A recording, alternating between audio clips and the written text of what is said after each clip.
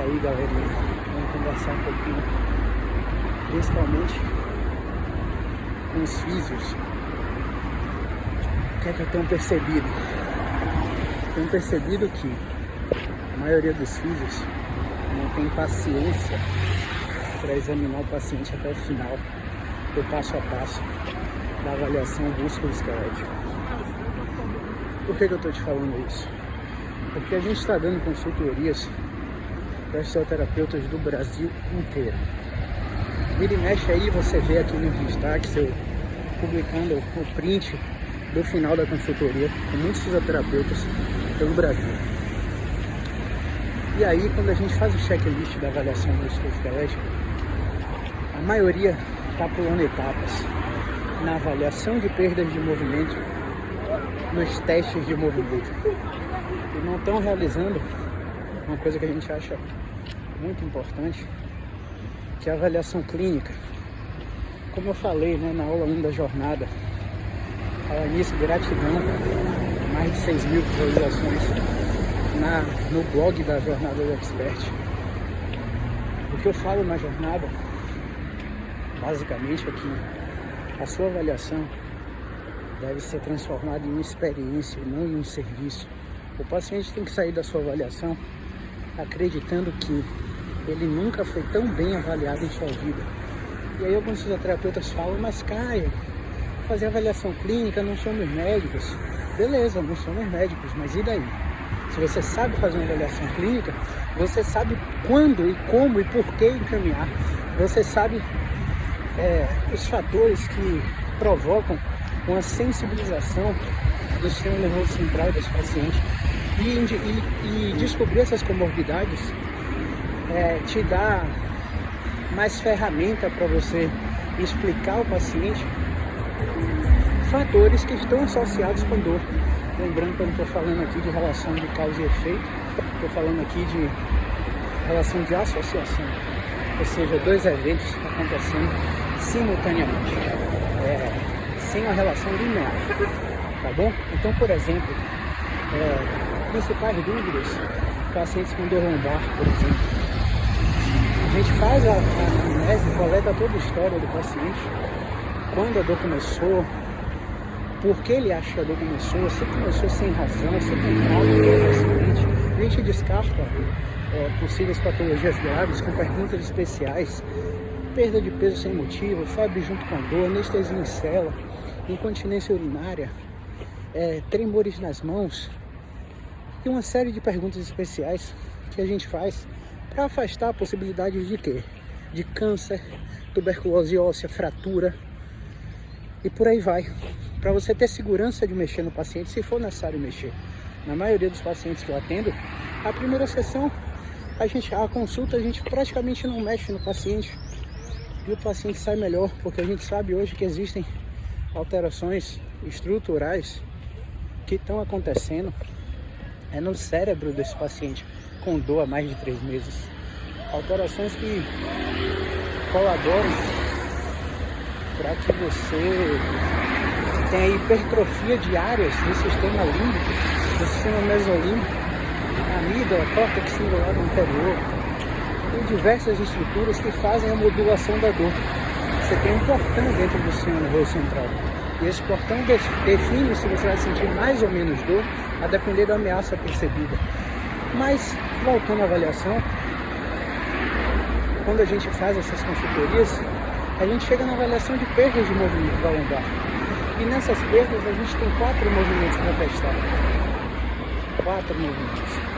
Esses 4 movimentos são deslocamento lateral direito, esquerdo e flexão de tensão. E aí muitos fisioterapeutas chegam lá, o paciente sente alívio quando faz a flexão.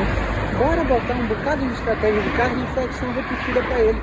O paciente sente alívio quando ele faz a extensão em pé. Bota o paciente na parede e bora fazer a extensão em pé com ele. Não, ali você só está fazendo a avaliação da perda de movimento.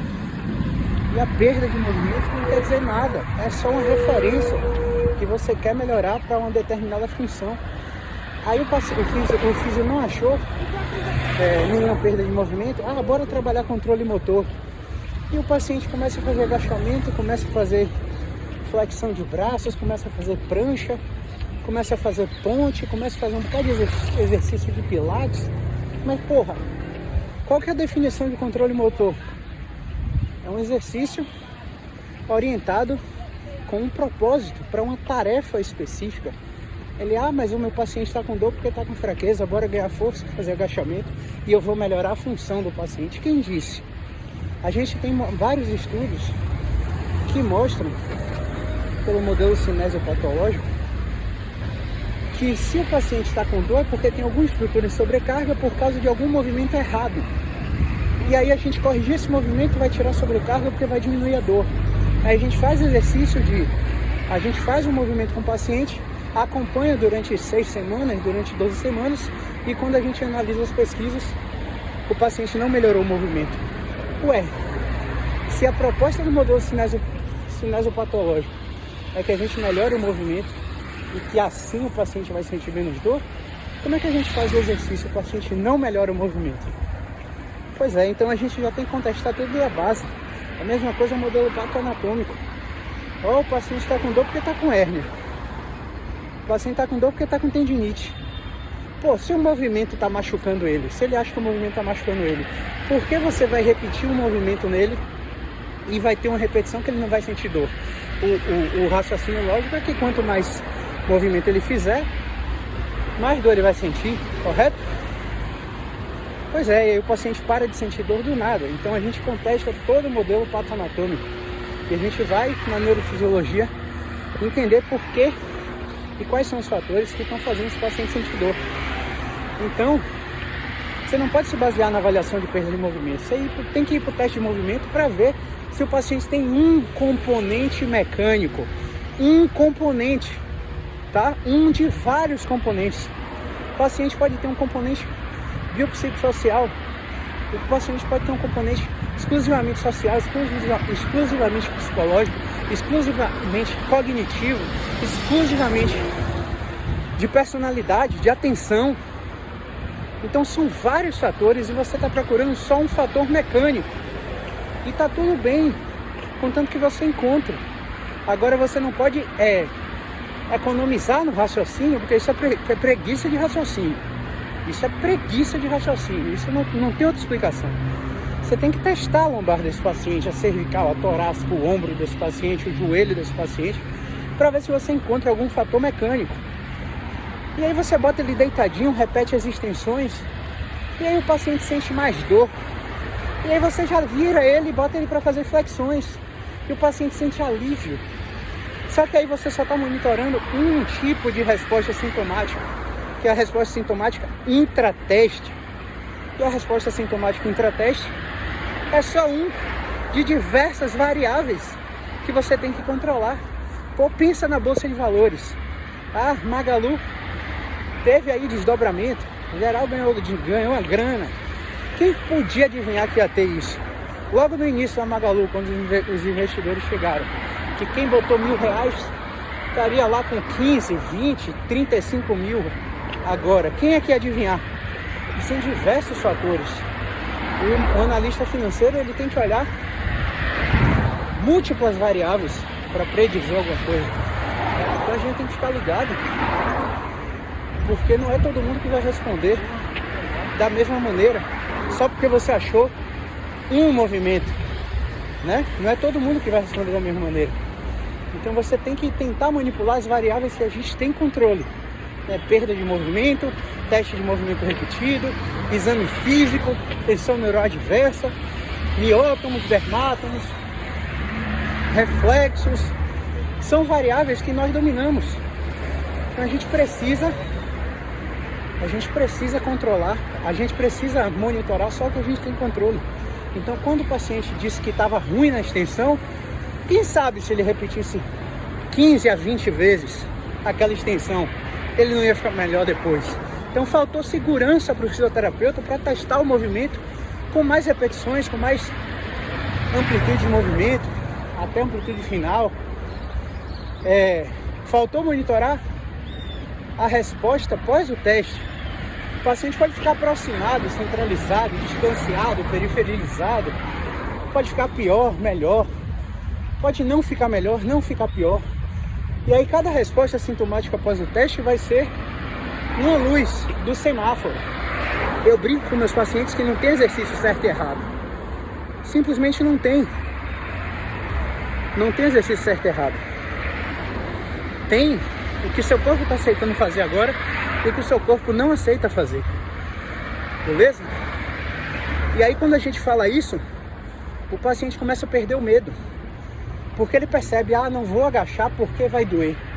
Só que às vezes ele nem passou pela experiência de agachar. Só falaram para ele que o agachamento é ruim para a coluna, é ruim para o joelho, é ruim para o quadril. Falaram para ele que toda vez que ele dobrasse, a hérnia ia sair do lugar, ia pinçar o nervo. E aí, um bombardeio de informação para o sistema mesolímbico, de crenças, culturas, emoções, pensamentos, sentimentos, cognição, atenção, personalidade, são imputados com uma palavra.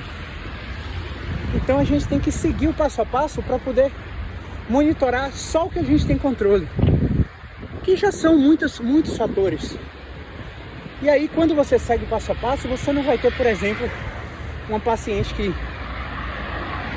precisou de um serviço, eu não estava na cidade, ela procurou um osteopata, e aí o osteopata falou para ela que a dor no joelho dela era porque a fíbula dela estava fora do lugar.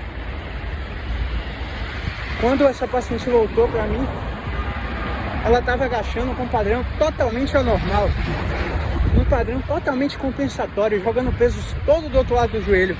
Feliz que a gente tinha ganhado amplitude de movimento, todavia era uma amplitude de movimento de péssima qualidade. Péssima qualidade no sentido de a carga estava indo em um lado só por medo, por evitação, por causa de uma informação que foi passada por um profissional de saúde que enraizou no sistema de crenças dela que o joelho dela estava danificado porque tinha algo fora do lugar. A gente fez todos os testes provocativos, levou a amplitude de movimento até o final de forma forçada, ela não referiu dor. Eu mostrei, suas estruturas estão íntegras.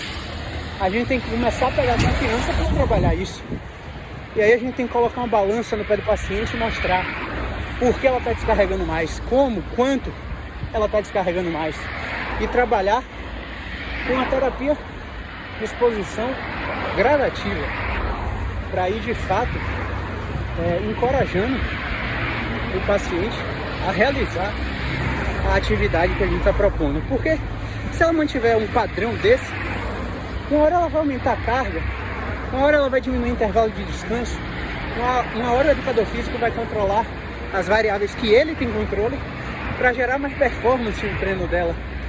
E aí do nada ela pode agravar ou gerar uma lesão no pé, por exemplo, no quadril, na coluna, por causa desse padrão. Mas o paciente está sem dor, o paciente acha que está bem. O que é que você tem controle?